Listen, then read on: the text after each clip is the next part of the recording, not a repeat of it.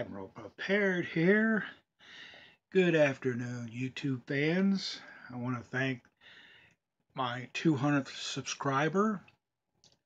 I meant to do this a while back, but I've been a little bit under the weather.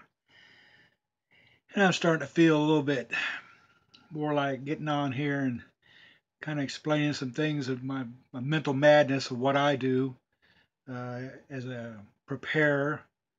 I've been thinking about a lot of things to cover. And I think what I'm going to do today is just talk about, when you go to the market and you buy your material to consume, you end up with something that gets disposed of. This is a pretty heavy duty bottle. It's pretty thick. It's got a lot of mass here. And what is interesting about it is it can be reused over and over and over again. You just have to do a couple things to make it presentable for when you do it. So what you need to make sure is you have at least some fingernails, and you peel. Most of the time the labels will come off if you soak them in water. Well, not these geniuses. They decided to use a heavy mylar type material, and then you pull it off. Doesn't take much. Anybody with a little bit of strength, even me in my weakened condition, can pull the label off. And then what you do there is just, fold it up, put it in a bin. It can be recycled. As with the other side, you want to get underneath it. And with your fingernails, if you don't have fingernails, well, grow some. But continue to pry it loose till you can get a good grip on it, like I'm doing here. And then just keep pulling it persistently. It'll come. Like again, if you can put it in the water and let it soak overnight, that's one way to get that label off and that mucky residual off also. But this is a way to do it. And it gives you a little bit of dexterity exercise on your phalange and your other fingers. You just peel and pull and peel. Now I've got a bottle I can reuse over and over, but I want to give you guys a little piece of advice. When you go to wash this bottle, do not submerge this guy. This is the lid. Now, if you notice inside here, it has this material. Don't remove that. Keep that inside there. You could either clean it with some disinfectant or alcohol. I like alcohol wipes because that way it doesn't leave anything residual. It cleans it, it sterilizes it. You really don't want to get it wet because it is a paper material.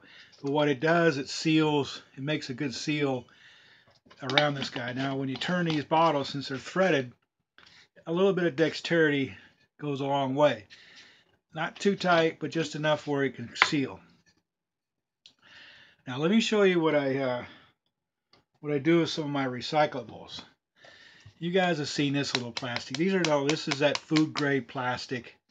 This happens to be a Welch's bottle from days gone by, but I like to store my very long-term storage butter substitute, butter buds. This stuff is excellent. I love it. Even MREs, American military MREs, they put these in with their mashed potatoes. The troops they get questionnaire once in a while, and one of them was, hey man, we want butter in our meals out in the field, but butter spoils. What's the best substitute? And so the U.S. Army at Natick Labs went on a research study effort, solicited all of the data from all the different manufacturers out there of this dried butter substitute, and these boys won the contract.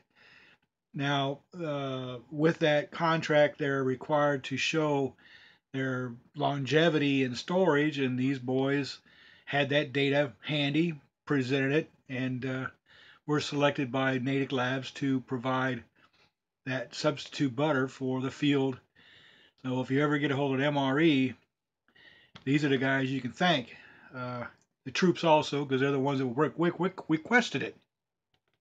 But that's what I like to do here, is place my butter buds in these guys, because one, critters, well, we go three ways. When you store something in a separate container like this, It's not impervious to the environment. Glass is more impervious, but the plastic, unfortunately, would melt and it would allow the chemicals and materials to get inside. Same with biodegradable plastic. Well, not biodegradable, but I meant to say food grade plastic. So those are a couple things that you can do.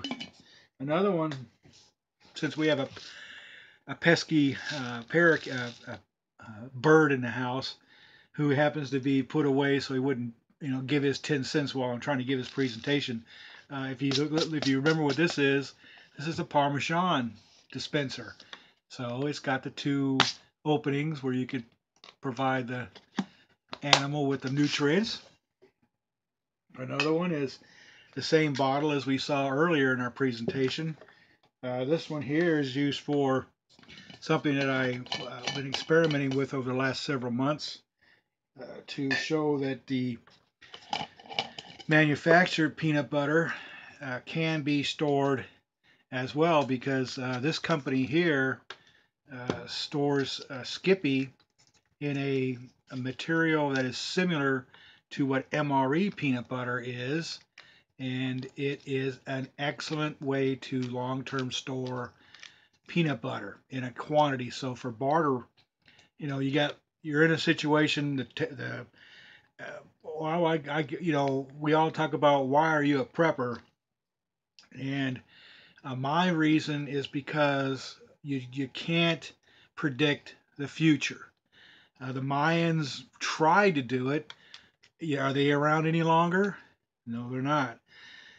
What you could do is prepare for the future, and that way, to have is better to not have. And so my philosophy is, I'm not worried about politics to get in my problem. I'm not worried about religion to get in my problem. I'm worried about just nature. The fact that you and I both know we can't predict the weather.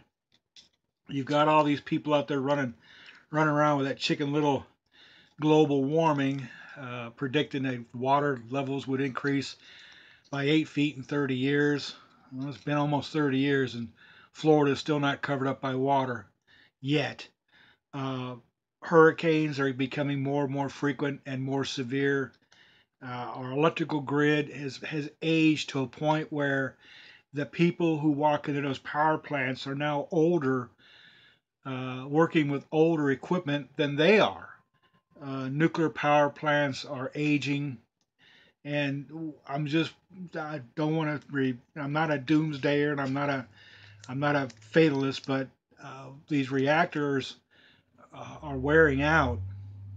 There was a nuclear power plant out in California that never got commissioned. Was never opened, but yet it cost California taxpayers $8 billion to disassemble it, and it hadn't even operated 1 hour. There was no radioactive material in the core whatsoever when it was decided to dismantle it and remove it. Another one is, well, it's called the sun, that solar mass of energy orbiting. We orbit for the last, well, 4 billion years, 10 billion years, you tell me.